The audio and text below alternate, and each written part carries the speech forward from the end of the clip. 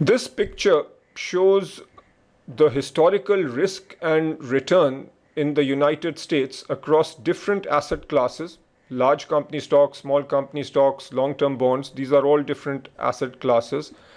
And we are also looking at the returns since the 1930s. If you look at the overall returns between 1926 and 2008, you will notice that the highest returns are associated with small company stocks, but the highest risk also is associated with small company stocks. At the other end of the spectrum, T-bills have the lowest return and also the lowest risk. While you don't need to know all these numbers, but the high level point that you should be aware of is that there is a risk return trade-off. When you looked at small company stocks, the average annual return is the highest. Coming down to T-bills, the annual return is the lowest. And when we look at the standard deviation or the risk, the highest risk is also associated with small cap stocks. In other words, the volatility of returns is highest with small company stocks, and the volatility is lowest with treasury bills. This is a fundamental point in finance, that if you want high returns, the cost is relatively high risk. Other investment characteristics. In evaluating investments using mean and variance, we make two assumptions. First, we assume that returns are normally distributed. This makes our calculations easier because with a normal distribution, we know exactly what the distribution looks like once we know the mean and the standard deviation. While normal distributions are a good approximation for investment returns in many cases, but at times this assumption does not hold. When this assumption does not hold, we need to look at other investment characteristics such as skewness and kurtosis. We have talked about these elements or these characteristics in quantitative methods, and I'll cover them briefly in the next two slides. First, let me talk about the other assumption, which is that markets are informationally and operationally efficient. Informational efficiency is not in the scope of this reading. This is going to be covered when we talk about efficient markets in equity, but we need to talk a little bit about operational efficiency.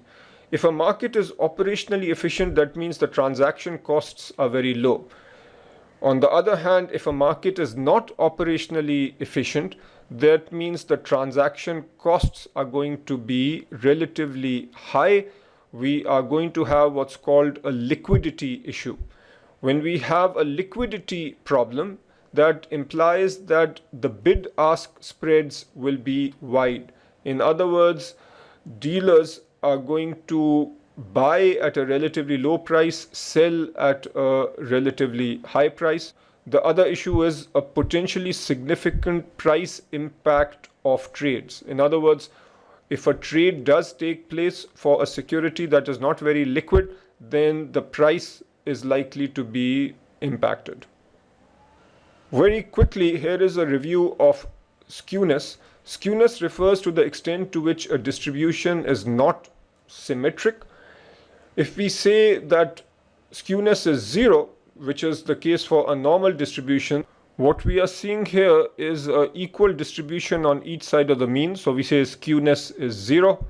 Over here, we have skewness is positive, where there is more to the right as opposed to the left. With a positive skew, we have a fat right tail. Here, the mean is going to be greater than the median, which is greater than the mode. The mean is high because these outliers pull the mean to the right. This point is the mode. A negatively skewed relationship will look like this. Here the mode is greater than the median, which is greater than the mean. This is the exact same slide that I used in quantitative methods. Kurtosis. This measures the degree to which a distribution is more or less peaked than a normal distribution. This is a normal distribution. a normal distribution is called mesokurtic. This has a kurtosis of 3. A leptokurtic distribution has a kurtosis greater than 3, and the main point is that with a leptokurtic distribution we have fatter tails, and this is also more peaked. The more peaked part is not an issue. The real issue is fatter tails. Fatter tails means that there is a higher probability of being in this negative zone. High kurtosis means high risk, which obviously is not good for investors because the probability of being in this very negative zone is higher. We will now talk about the concept of risk aversion, utility theory and indifference curves, and then the application of utility theory to portfolio selection. Let's start with the concept of risk aversion.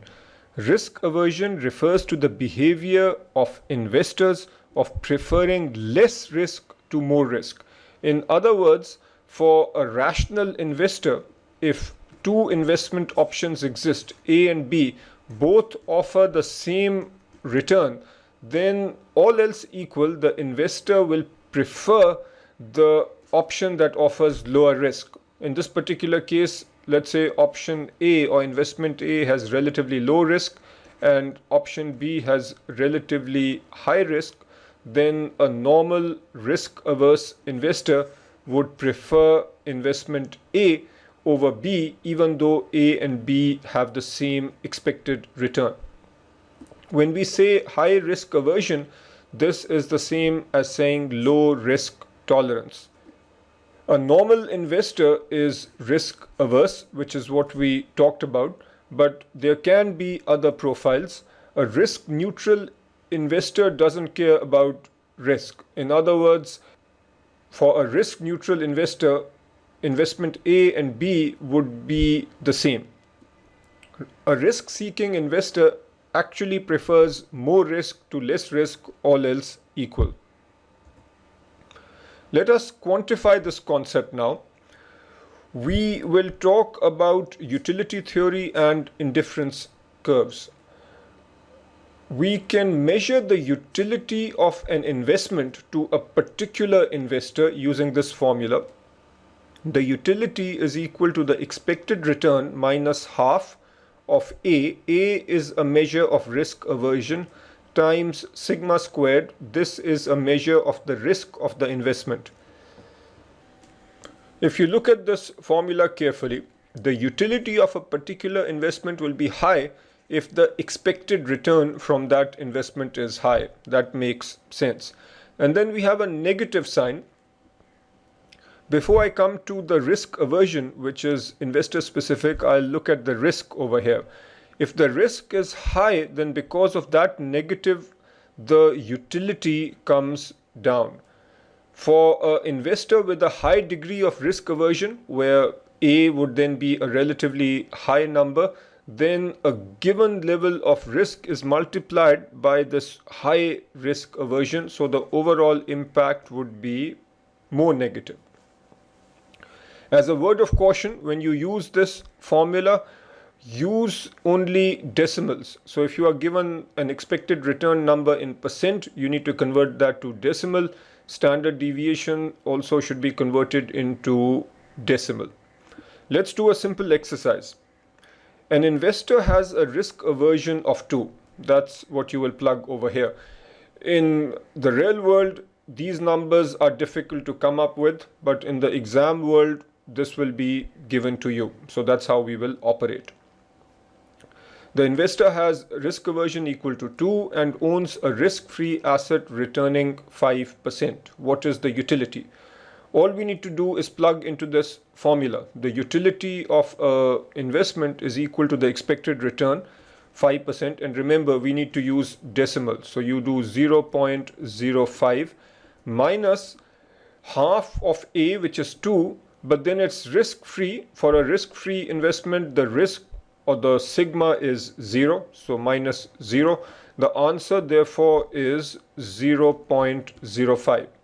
If I were to plot this over here, I'd say at a risk of 0, the utility is 0.05. This investor is considering an asset with sigma equal to 10%. So this is a risky asset. At what level of return will he have the same utility? We have already established the utility. The utility is 0.05. So you can say 0.05 is equal to the expected return, which is what we are trying to compute. Let's say that is x, minus half of a, which is 2, multiplied by sigma squared, that's given, and we need to work in decimal, so we do 0.1 squared. We solve for x and we get 0.06. What this means is that at a risk of 10% or 0.1, the investor will be equally happy as long as he gets a return of 0.06. So that would be this point over here. And if you think about it, this makes sense. He had a certain level of happiness at this point. That level of happiness measured by the utility is 0.05. With this higher risk investment, to remain equally happy, he needs a higher return. That higher return is 6%. The line which connects all these points where the investor is equally happy is called a indifference curve. This is the indifference curve for the investor, where the level of utility is 0.05. The indifference curve, or one particular indifference curve, tells us the different risk and return numbers at which the investor is equally happy. The indifference curve is a graphical depiction of the utility function. Next question. Given a choice between a risk-free asset and a stock with an expected return of 10% and sigma equal to 2, what will he prefer? What you need to do is compute the utility for this investment. The utility is equal to the expected return, which is 0.1 minus half times the risk aversion, which is 2, multiplied by sigma squared, which in this case is 0.2 squared. If we calculate this, we get 0.06. This utility number is higher than the utility of 0.05, which means that the investor will be happier with this option. If we are to put this on a picture over here, at a standard deviation of 0.2, the utility is 0.6. With this investment, we have an expected return of 10%, sigma equal to 20. So it will plot over here. Notice that this point is above the original indifference curve, and clearly the investor is going to be happier on this curve because the utility is 0.06, which we calculated over here. That is greater than the original utility of 0.05. Notice that the indifference curves will generally point northeast, because to remain equally happy, additional risk needs to be compensated with higher returns. Another point is that as indifference curves move northwest, the investor is happier. So those are the main points related to indifference curves for a given investor. Key point is to remember this formula and remember to do calculations in decimals. Now let's look at the indifference curves for various types of investors. Here again is the utility function. The utility is the expected return minus half times A, which is the risk aversion, times sigma squared. We have expected return on the y-axis, risk or standard deviation on the x. For somebody who is risk neutral, the utility is the same regardless of the level of risk. Because he is risk neutral, he doesn't care about risk. For a risk averse investor, the utility functions will look like this. because for a risk-averse investor, when he takes more risk, he needs to be compensated with more return. So this is the indifference curve for a risk-averse investor. What about a risk-seeking investor? For him, the indifference curves will look like this, where he likes more risk. So to be equally happy with more risk, he is willing to live with a lower return. This is not a normal scenario. Coming back to risk averse, most investors are risk averse, and finance theory assumes that investors are risk averse, but the degree of risk aversion can vary. Let's say that this particular investor has a risk aversion equal to 2. What if we have another investor who has a risk aversion equal to 3? We will use a different color for him. Here the risk aversion is higher, so the indifference curve will be steeper. Since this person is more risk averse, to take on a certain amount of risk, he needs to get a higher compensation in terms of greater return. That is why if the risk aversion is higher, the indifference curve is going to be steeper. If you have another investor who is not very risk averse, for him the indifference curve will be less steep. We will now look at the application of utility theory to portfolio selection. Consider a simple portfolio of a risk-free asset and a risky asset. Plot the expected return of the portfolio against the risk of the portfolio for different weights of the two assets. So here is our portfolio. We have the risk-free asset, let's say this is asset 1, and a risky asset, let's say that is asset 2. The risk-free rate is 5%. Since this is risk-free, the risk is 0. For our risky asset, we have a return of 10% and a risk of 20%. What is the expected return of the portfolio? The expected return is simply a weighted average. If we have 100% weight put in the risk-free asset, then the return of the portfolio will be 5%. If we have 100% weight in the risky asset, then the return will be 10%. If we put a 50-50 weight, then the return will be an average of these two, which is 7.5%. You have done this several times. What about the risk of the overall portfolio? Here is a formula that you should be familiar with by now. The risk of a portfolio is given by this expression, but notice, given that sigma is 0 for asset 1, this expression becomes a lot simpler. Sigma is 1, so this becomes 0, and this expression becomes 0 for two reasons. The sigma 1 is 0, plus the correlation is also 0, because the correlation of any asset with a risk-free asset is 0. In other words, the risk of the portfolio is given by the square root of W2, which is our risky asset, weight of the risky asset, times sigma 2 squared. When you take the square root, you are simply left with W2 times sigma 2. And as we've said, the expected return of the portfolio is simply the weighted average of the returns of the two assets. Now we are asked to plot the expected return for different weights of the two assets. Here is what you should get. If W2 is 0, that means you have 0 weight in the risky asset and all your weight in the risk-free asset, then the return is simply 5% and the risk is 0. That's this point over here. As you move to the right, you put more weight in the risky asset. Let's say the weightage in the risky asset is 0.25.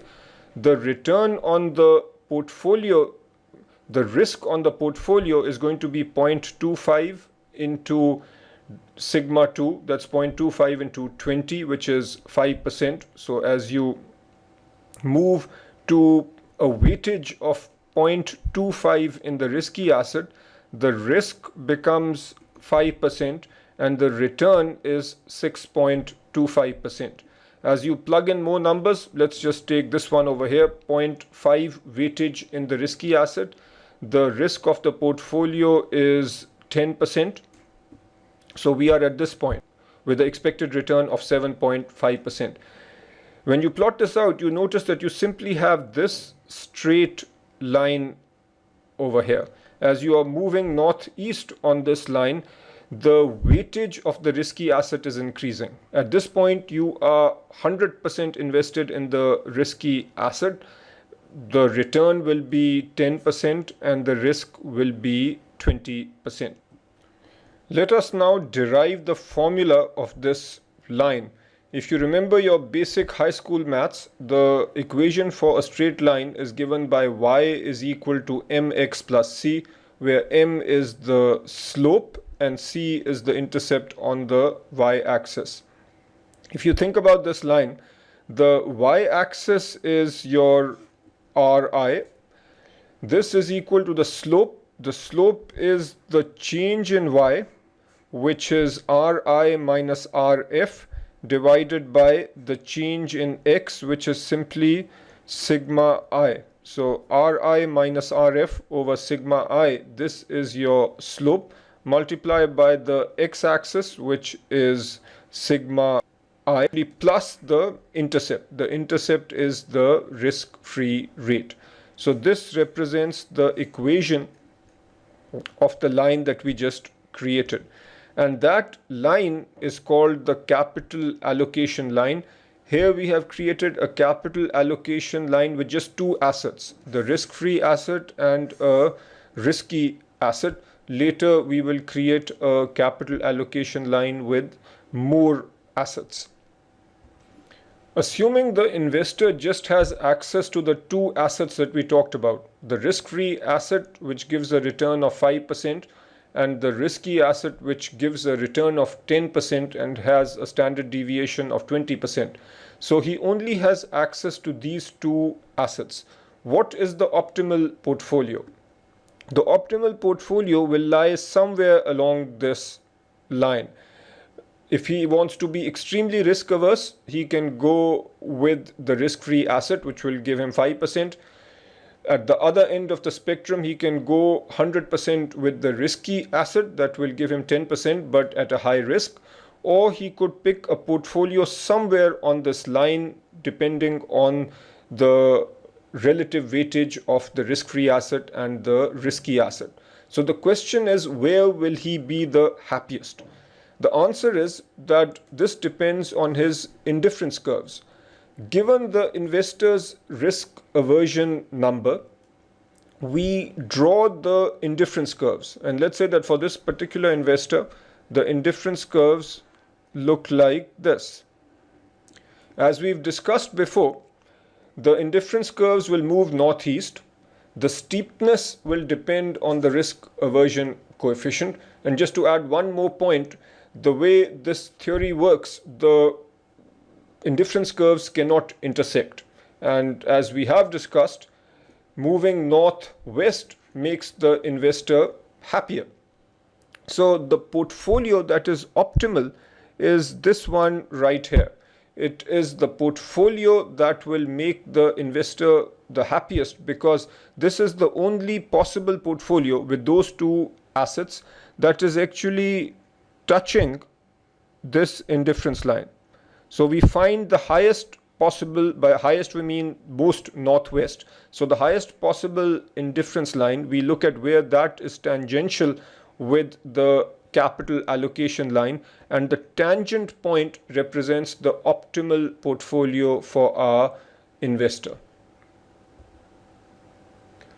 Let's say we have another investor who has a higher level of risk aversion. Where will his optimal portfolio lie?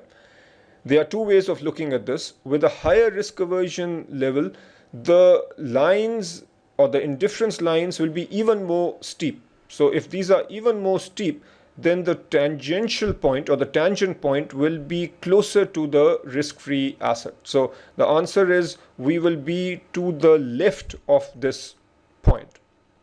The other way of looking at it is, if an investor is more risk averse, then it naturally makes sense for him to be closer to the risk-free asset. In other words, it makes sense for him to have a higher weightage in the risk-free asset.